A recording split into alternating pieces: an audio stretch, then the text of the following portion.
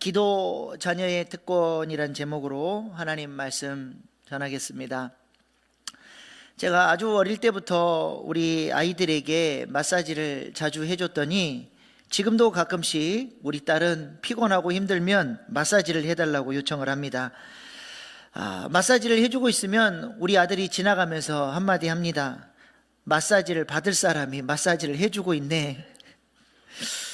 저는 그런 생각을 합니다. 언제까지 우리 딸이 아빠한테 마사지를 해달라고 요청을 할까? 유효기간이 있다는 것이죠. 어릴 때 아이들 사진을 보면 얼마나 시간이 빨리 흘러가는지 눈물이 핑 돌 때가 있습니다. 이렇게 아빠를 필요로 하고 아빠에게 요청할 때가 감사한 시간이니까 특별히 바쁘고 힘들지 않으면 그 부탁을 들어주려고 노력을 합니다. 저는 당당하게 저에게 부탁하는 우리 딸의 그런 모습이 좋습니다. 왜 그렇습니까? 제가 아빠이기 때문에 그렇습니다. 오늘 본문 말씀에 보면 우리 주님이 참 감격스러운 말씀을 하십니다. 본문 11절 말씀 같이 보십시다. 시작. 너희가 악한 자라도 좋은 것으로 자식에게 줄 줄 알거든 하물며 하늘에 계신 너희 아버지께서 구하는 자에게 좋은 것으로 주시지 않겠느냐. 아멘. 하나님이 어떻게 묘사되고 있습니까? 하늘에 계신 너희 아버지께서. 하나님이 누구시라고요? 하늘에 계신 전능하신 하나님이 나를 사랑하시는 나의 아버지 되신다는 것입니다. 이것이 얼마나 놀라운 복음입니까? 우리가 누군가로부터 도움을 받으려면 반드시 그 사람은 나를 도울 수 있는 능력이 있어야 되고, 능력만 있으면 안 돼요. 나를 기꺼이 사랑하는 마음으로 돕고자 하는 마음, 나를 사랑하는 마음도 같이 있어야 나는 그 사람으로부터 도움을 받을 수 있는 것입니다. 아무리 능력이 많아도 나를 사랑하지 않으면 나는 그분께 도움을 받을 수가 없죠. 반대로 아무리 목숨 바쳐 나를 사랑해도 그 사람에게 능력이 없으면 나는 필요한 도움을 받을 수가 없습니다. 그런데 하나님은 어떤 하나님이시라고 말씀하십니까? 온 우주 만물을 창조하신 전능하신 하나님이 나와 상관없는 분이 아니라 예수 그리스도를 십자가에 못 박기까지 나를 살리시기 위해서 사랑하시고 나를 자녀 삼으신 사랑이 많으신 하늘 아버지, 나의 아버지 되신다는 것이죠. 그래서 우리가 기도하면 우리를 사랑하시는 하늘 아버지께서는 우리의 기도를 들어주시고 응답해 주시고 우리와 동행해 주시고 우리를 일으켜 세워주시는 줄로 믿습니다. 왜요? 왜 그렇습니까? 하나님이 나의 아빠, 아버지 되시기 때문에 그렇습니다. 그러므로 예수님은 우리에게 기도하라고 말씀하십니다. 그 좋으신 하늘 아버지께 기도하고 의지하며 살라고 말씀하십니다. 오늘 본문에 보니까 3번이나 반복해서 강조하시죠. 오늘 본문 7절 말씀 같이 보겠습니다. 시작. 구하라 그리하면 너희에게 주실 것이요 찾으라 그리하면 찾아낼 것이요 문을 두드리라 그리하면 너희에게 열릴 것이니. 아멘. 구하라, 찾으라, 두드리라 3번 기도를 강조하십니다. 3번이면 최상급 표현입니다. 반드시 기도하며 살라는 것이죠. 그렇다면 우리 주님이 왜 이렇게 기도하라고 강조하실까요? 우리는 왜 기도해야 합니까? 많은 사람들이 기도를 필요한 것을 얻기 위해서, 결핍을 채우기 위해서 기도합니다. 그래서 우리나라가 가난하고 힘든 시절에 참 기도를 많이 하는 한국 교회였습니다. 사진 한번 띄워주세요. 저는 저 사진을 보면 그렇게 마음이 따뜻해집니다. 우리 엄마와 같아요. 제가 아주 어릴 때부터 태어난 지 일주일 만에 절을 엎고 부흥회 다니고 기도하러 다니셨던 그 이야기를 제가 많이 들어서 그런지 우리 엄마가 기도하는 모습 같습니다. 아기 포대기를 들쳐업고 무릎 꿇고 간절히 기도하는 어머니, 이것이 이러한 모습이 한국 교회의 부흥을 이끌었습니다. 그러나 지금은 어떻습니까? 예전에 비해 부족한 것이 없고 결핍이 없어지니까 점점 기도의 불이 꺼져가고 있습니다. 그 이유가 뭐예요? 기도의 수준이 필요한 것을 얻어내는 데에만 머물러 있으니까 더 이상 간절히 기도할 이유가 없는 것입니다. 그러나 우리 주님은 구하고 찾고 두드리라 말씀하십니다. 문법적으로 현재 능동 명령형이에요. 무슨 말이냐면 반복해서, 이 기도를 반복해서 쉬지 말고 하라는 명령입니다. 어려울 때나 잘 될 때나 가난할 때나 부요할 때나 반복해서 구하고 거듭해서 찾고 계속해서 문을 두드리는 기도 생활을 해야 한다는 것이죠. 왜 그렇습니까? 기도를 해야 하나님 자녀답게 살아갈 수 있기 때문에 그렇습니다. 이렇게 기도하는 사람이 누구예요? 바로 그의 나라와 의를 구하는 사람인 것이죠. 재미있는 것은 그의 나라와 의를 구하라 할 때, 이 구하라가 히라보 제테이테라고 하는 단어인데요, 똑같은 단어가 구하라, 찾으라, 문을 두드리라 3번 강조하시면서 기도하라고 말씀하셨던 단어와 똑같습니다. 어떤 단어와 똑같을까요?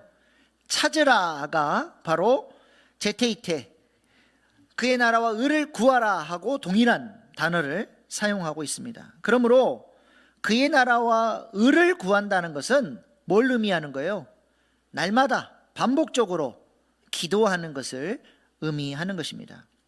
그래야 우리는 외식하지 않게 되고 염려하지 않게 되고 돈의 노예가 되지 않고 함부로 판단하고 정죄하고 비판하며 살지 않는 하나님 나라의 백성답게 살아갈 수 있기 때문에 그렇습니다.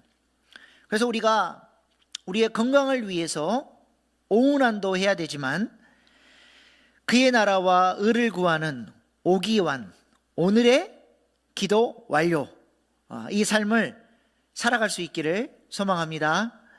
그런데 오늘 본문 말씀에서 우리 주님이 특별히 기도를 강조하시면서 특별히 강조하고 있는 부분은 어떤 부분입니까?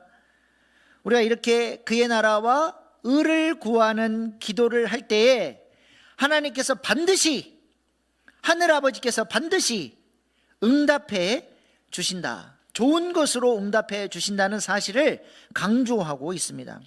오늘 본문 말씀에는 없지만 병행 본문을 다루는 누가복음 11장에 보면 구하라, 찾으라, 문을 두드리라 이 말씀을 하시기 바로 전에 예수님께서 한 가지 비유를 말씀하십니다. 그것이 뭐냐? 한밤중에 찾아온 손님을 대접하기 위해서 깊은 잠을 자고 있는 친구에게 가서 막 문을 두드리면서 먹을 것 좀 달라고, 손님 대접할 게 없다고, 떡 좀 달라고 간청하는 비유입니다. 이 비유를 여러분은 어떻게 이해하고 계십니까? 이 비유를 잘 이해하셔야 우리가 왜 예수님께서 구하라, 찾으라, 문을 두드리라 그렇게 계속해서 기도해야 하는지, 우리는 어떤 믿음을 가지고 기도해야 하는지를 잘 이해할 수 있습니다.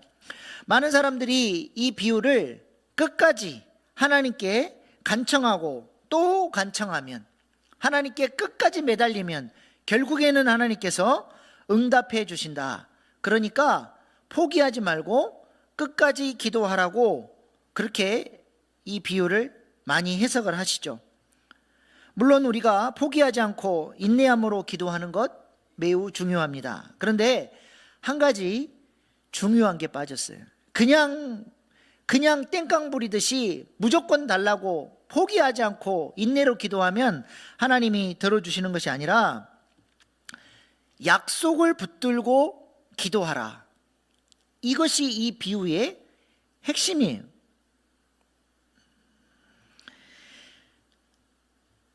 비유에 대한 내용은 이렇습니다. 한밤중에 손님이 찾아왔습니다.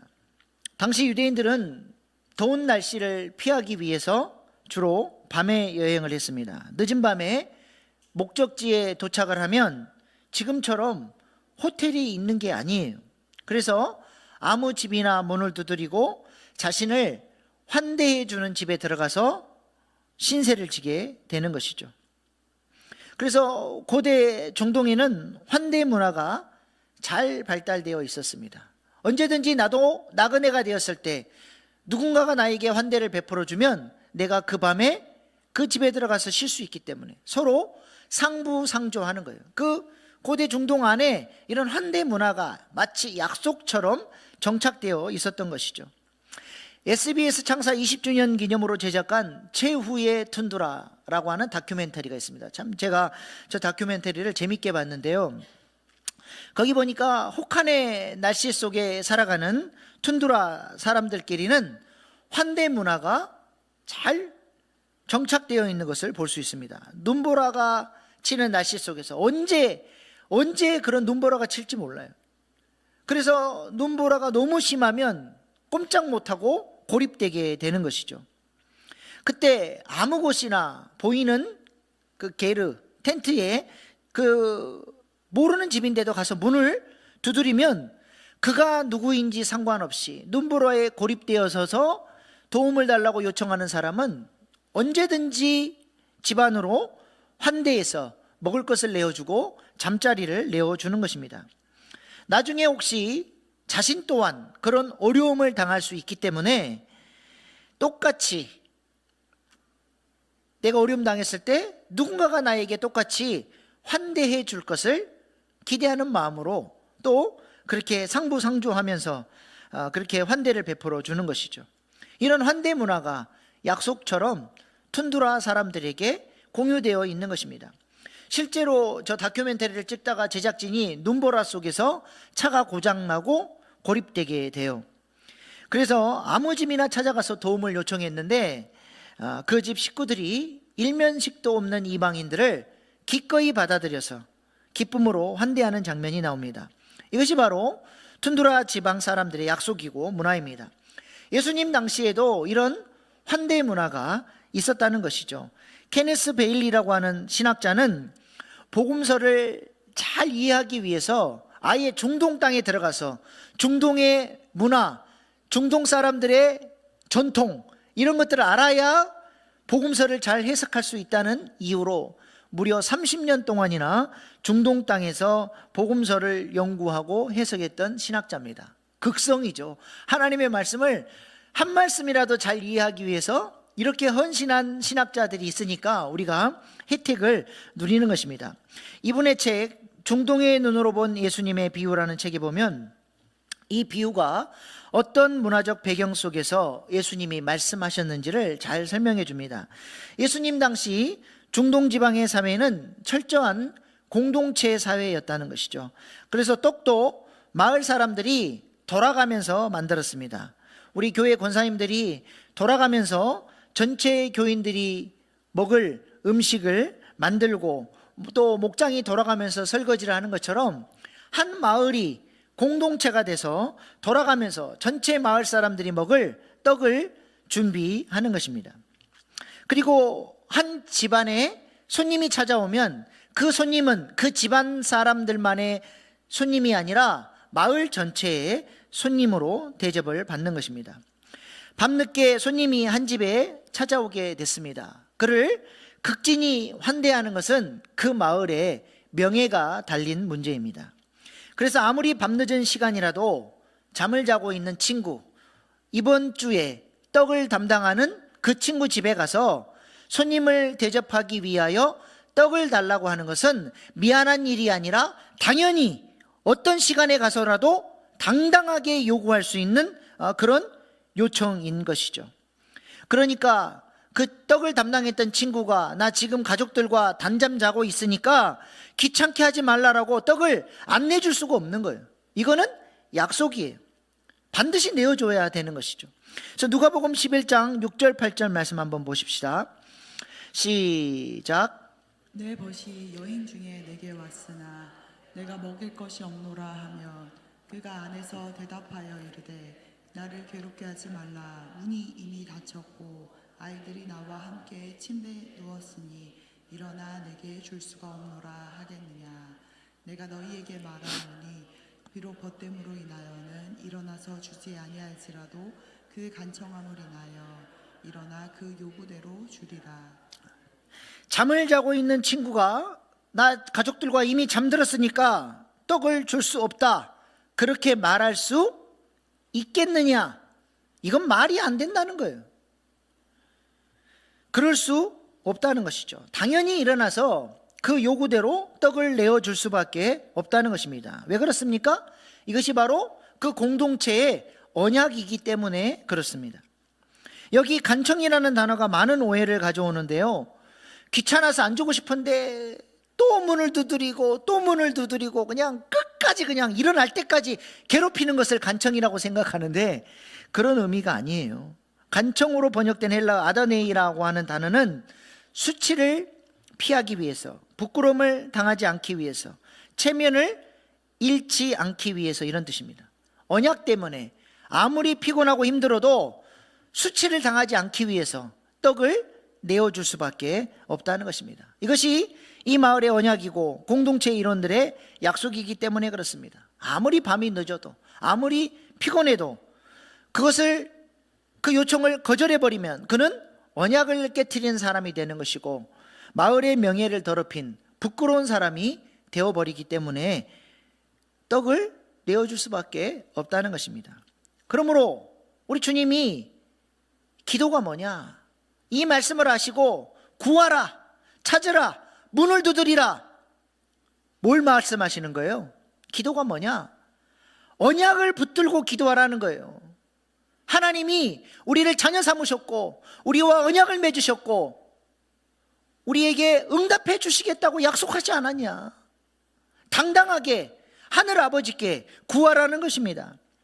하나님이 당신의 언약 백성들과 어떤 언약을 맺었습니까? 언약에 신실하신 하나님께서 언약 백성들이 기도하면 기도에 응답하시고 그들을 인도하시고 보호하시고 승리케 해 주신다는 것입니다. 오늘 우리 권사님들 찬양한 것처럼 하나님이 우리를 일으켜 주시는 거예요.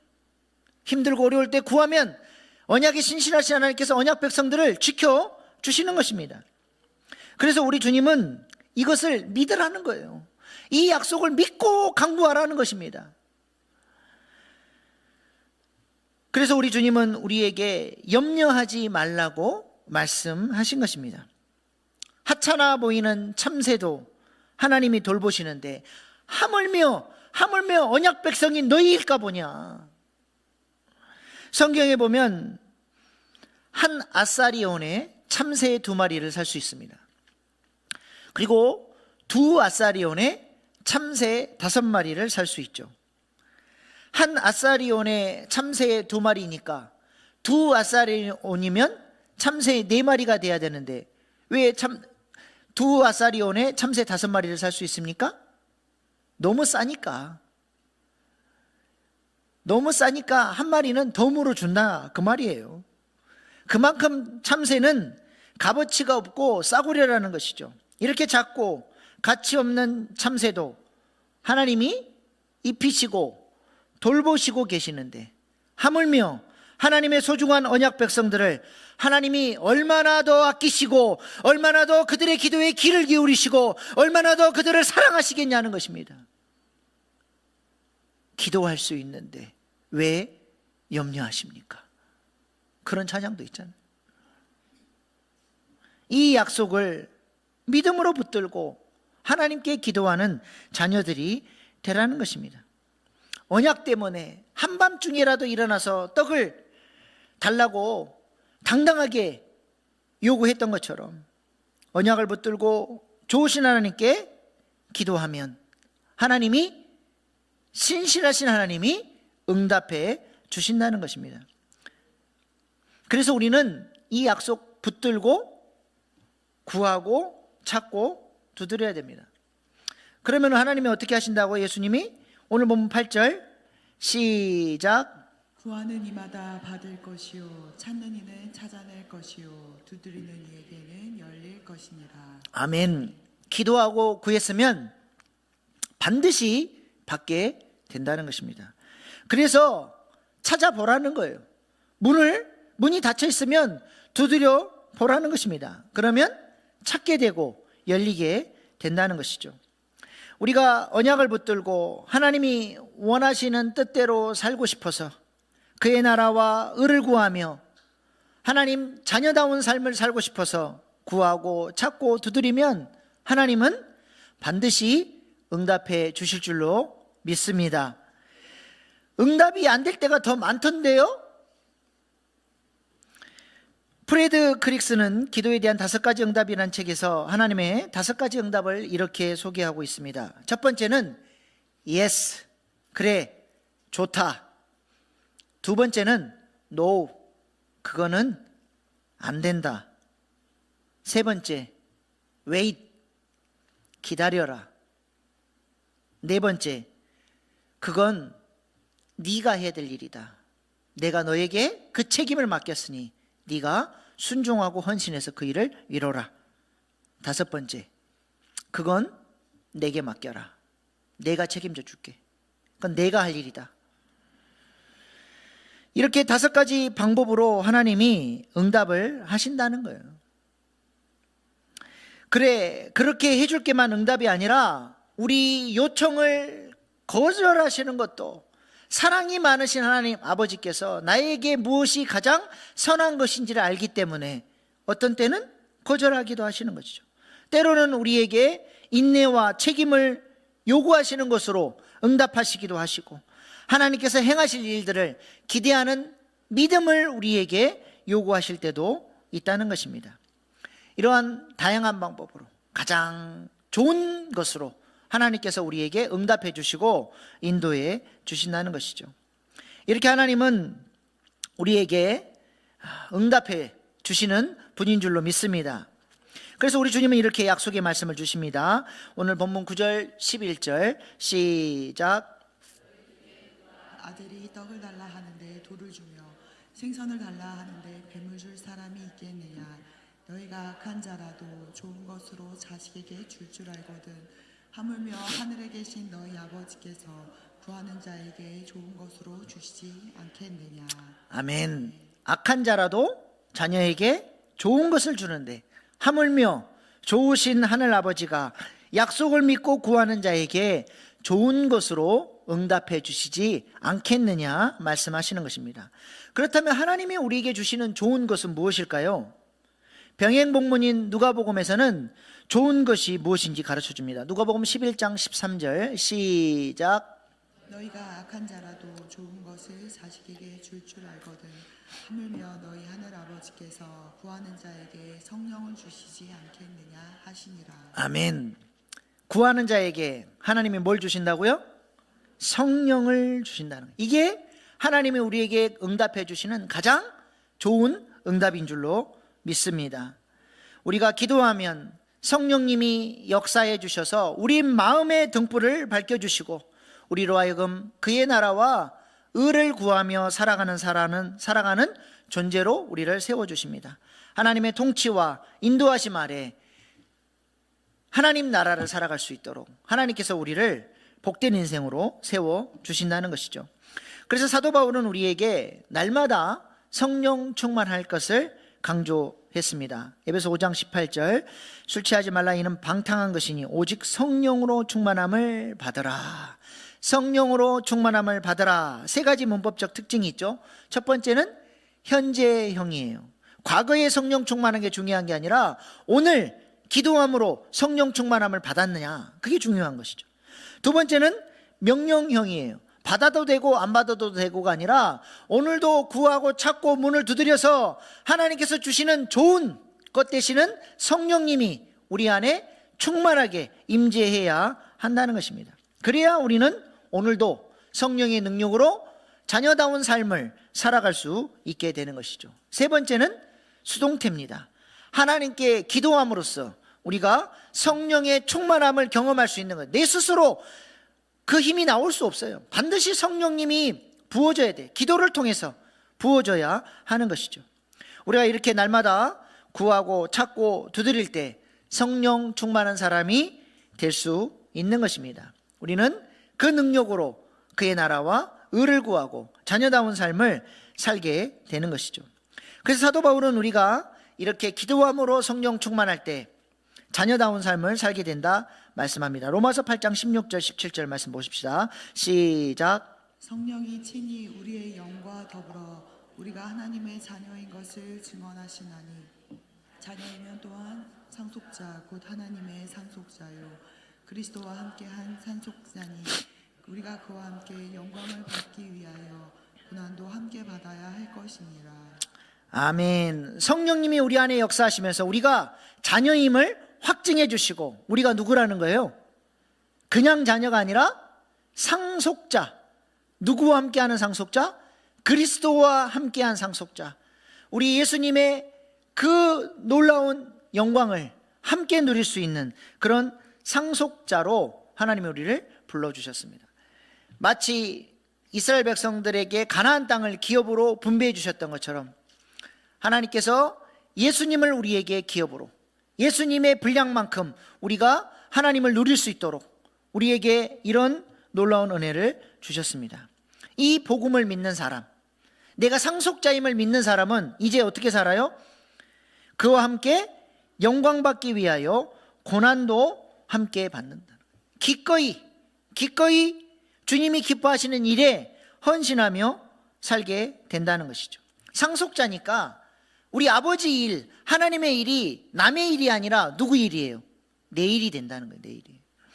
어떤 분이 중학교 중퇴를 하게 됐습니다. 집안도 부유하고 똑똑하신 분인데 학교를 그만둔 거예요. 사연인즉슨 방학 때, 중학교 때 방학 때 이제 이렇게 시골 집으로 와서 보니까 어머니, 이제 홀어머니가 종 두 사람을 데리고 집안일을 하는데 어머니가 잘 모른다고 이 종놈들이 자신의 집 재산을 야금야금 빼돌리는 것을 보게 된 거예요. 그래서 학교를 때려치고 집안 재산 지키겠다고 집안일을 도맡아서 한 것입니다. 이것이 바로 종과 아들의 차이인 것이죠. 하나님께서 이스라엘 백성들을 장자로, 상속자로 부르셨습니다. 하나님은 그들 안에 거하시며 그들의 아버지가 되시고 그들의 통치자가 되셔서 그들을 통해서 가나안 땅을 정복하고 하나님 나라를 세워가는 이 영광스러운 일을 위하여 하나님이 그들을 부르신 것입니다. 그런데 이스라엘 백성들이 400년 동안 애굽에서 살았던 그 종의 근성, 노예의 근성을 버리지를 못하는 거예요. 하나님이 너희는 내 자녀다, 상속자다, 영광스러운 존재다, 여호와의 군대다, 아무리 얘기를 해도 이 노예 근성을 가지고 계속 하나님의 눈치나 보고 사기나 치려고 그러고 하나님을 이용만 해먹으려고 그러고 하나님이 나를 부르신 목적과는 상관없이 살아요. 아들로 불렀는데 계속 종으로 살겠다라고 고집을 피우고 있는 것이죠. 만약에 하나님께서 그렇게 불순종하고 대적할 때마다 주먹으로 하나님이 그들을 무섭게 몰아쳤다면 그들이 어떻게 했을까요? 하나님이 그렇게 무섭게 하는데도 그들이 불순종하고 대적했을까요? 그렇지 않아요. 예를 들어 볼까요? 우리가 주일날 하나님께 예배 드리러 와야 되는데 예배 안 드리고 우리는 주일밖에 놀 시간이 없으니까 주일날 놀러 가자 해서 놀러 갔어요. 그때마다 하나님이 너 예배 안 드리고 놀러 가? 고속도로에서 바퀴를 하나씩 빼버려요. 차가 몇 바퀴 굴러버려요. 처음에는 그냥 우연이겠지. 두 번째 그랬는데 또 빼버려. 세 번째는 또 빼버려. 그러면 어떻게 될까요? 무서워서 그렇게 담대하게 예배를 빠지고 차 몰고 놀러 갈 수 있는 사람 몇 명이나 되겠습니까? 그런데 하나님이 그렇게 안 하신다는 거예요. 왜 그래요? 왜 그렇게 광야에서 그토록 반복적으로 하나님을 대적하고 불순종하는 이스라엘 백성들을 주먹 한 방이면 해결하실 수 있는데 왜 하나님이 그렇게 오래 참으시고 기다리시고 인내하십니까? 너희는 종이 아니라 아들이다. 종은 주먹이 무서워서 움직이는 존재지만 아들이고 자녀이기 때문에 하나님이 인내하시면서 또 은혜주시고 또 기다리시고 또 아들로 서기까지 인내하시면서 기다리시는 하나님 아버지의 마음이 거기 있는 거예요. 이것을 기대하시기 때문에 하나님은 자녀들을 기다려주시고 은혜주시고 아들의 성장, 아들의 수준으로 성장하기를 기대하고 또 기대하시는 것입니다. 우리는 하나님 앞에 어떤 자녀입니까? 하늘 아버지의 상속자로 부름받았는데 어떻게 그 자녀의 당당함을 가지고 하나님께 구하고 하나님의 일이 나의 일이라고 생각하고 그렇게 헌신하며 살고 계십니까? 교회 일을 해주는 게 아니라니까요. 내 일이에요. 내 일. 하나님이 내게 맡기신, 하나님 아버지가 내게 맡기신 일이에요. 해주는 게 아니에요. 감격하며 하는 거예요. 이것이 하나님이 기뻐하시는 일이니까. 자녀인 나에게 기대하신 일이니까. 여전히 하나님의 자녀가 됐는데도 거짓자의 모습을 가지고 종의 수준을 벗어나지를 못하는 거예요. 그냥 하나님을 이용만 해먹으려고 하는 것이죠. 만약 여러분이 한 아이를 고아원에서 오래 섬기다가 그 아이를 향한 사랑의 마음이 들어서 입양을 했어요. 그리고 이제는 자녀답게 사랑받으며 건강하고 밝고 아름답게 이 아이가 자라기를 원하는데 이 아이가 마음을 안 열어요. 계속 부모의 사랑을 의심하고 내가 잘못하면 나를 다시 고아원으로 돌려보내시겠지, 계속 눈치 보고 무서워하고 벌벌 떨고 있으면 여러분 마음이 어떠실 것 같습니까? 잠깐 영상을 통해서 우리를 향한 하나님 아버지의 마음이 어떠하실지 생각해 보시기 바랍니다. 나는 고아였어. 7살 때 보육원에 자주 봉사 오시던 다정한 부부에게 입양됐어. 큰 방에 새 침대, 새 장난감들이 가득했지만 낯설고 무서웠어. 그날 저녁 엄마가 지은아 배고프지? 라며 식탁으로 안내하셨어. 근데 보육원에서는 밥 먹기 전에 항상 줄 서서 기다렸거든. 그래서 나는 습관적으로 식탁 앞에 차렷 자세로 서 있었어. 아빠가 앉아도 돼. 라고 하셨을 때 겨우 의자에 앉았어. 엄마가 반찬을 계속 올려주시는 거야. 그런데 나는 숟가락을 들 수가 없었어. 손이 계속 떨렸거든. 보육원에서는 밥을 다 못 먹으면 혼났었어. 근데 여기는 반찬이 너무 많아서 이걸 다 못 먹으면 어떻게 되는 건지 무서웠어. 아빠가 걱정스러운 표정으로 물으셨어. 우리 지은이 밥이 입에 안 맞아? 나는 고개를 저었어. 그때 엄마 핸드폰이 울렸어. 전화를 받으러 가셨는데 심장이 쿵쾅거렸어. 밥을 안 먹어서 벌써 싫어하시는 건가? 보육원으로 돌려보내지는 않을까? 걱정됐어. 나는 한참을 망설이다가 떨리는 목소리로 물었어. 제가 언제까지 여기 있어도 돼요? 그 순간 아빠는 놀란 표정으로 나를 쳐다보셨고 엄마도 급하게 뛰어오셨어. 지은아 너 보육원에서 뭐라고 들었니? 친구들이 그랬어요. 말 안 들으면 다시 보내진다고? 그 말을 하는데 눈물이 왈칵 쏟아졌어. 엄마가 나를 꼭 안아주셨어. 지은아 너는 이제 우리 딸이란다 영원히. 아빠가 내 옆에 무릎 꿇고 앉으시더니 말씀하셨어. 여기가 너의 집이야. 아무도 널 어디 보내지 않아. 그날 밤 처음으로 우리 집이라는 게 어떤 건지 알았어? 네. 하나님이 여러분을 하나님의 사랑하는 자녀로 입양하셨을 뿐만 아니라 여러분을 상속자로 세워주셨습니다. 여러분은 하늘 아버지를 어떻게 만나고 계십니까? 우리 주님께서 안타까운 마음으로 말씀하십니다. 너희는 하늘 아버지의 존귀한 자녀다. 하늘 아버지가 너희 인생을 책임져 주신다.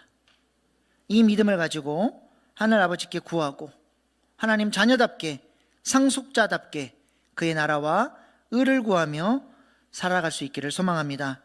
우리에게는 하늘 아버지께 구하고 찾고 문을 두드릴 수 있는 자녀의 특권이 있는 줄로 믿습니다. 자녀의 권세를 누리며 하나님 나라의 신령한 복을 누리며 살아가는 복된 인생들 다 되시기를 축복합니다. 기도하시겠습니다. 우리 주님은 우리가 하늘 아버지의 자녀이기에 믿음 안에서 기도하라고 말씀하십니다. 그리하면 좋으신 하늘 아버지가 좋은 것으로 응답해 주신다 말씀하십니다. 그의 나라와 의를 구하는 하나님 나라에 백성답게 살게 해달라고, 성령의 충만한 인생 되게 해달라고 이 시간 주신 말씀 붙들고 주여 3번 부르고 결단의 기도로 나아가시겠습니다. 주여 주여 주여